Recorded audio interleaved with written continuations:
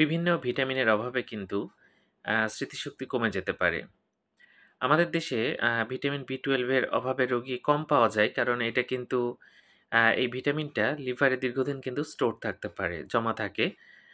এই কারণে কিন্তু আমরা এটার ডেফিসিয়েন্সি খুব বেশি পাই না।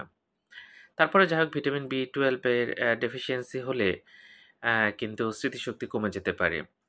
কারো যদি গ্যাস্ট্রিক সার্জারি হয়, তার কিন্তু ভিটামিন B12 কম থাকতে পারে। এছাড়া দেখা যাচ্ছে আপনি যদি দীর্ঘদিন গ্যাসের ওষুধ খেয়ে যান, তাহলে কিন্তু ভিটামিন B12 কমে যেতে থাকে।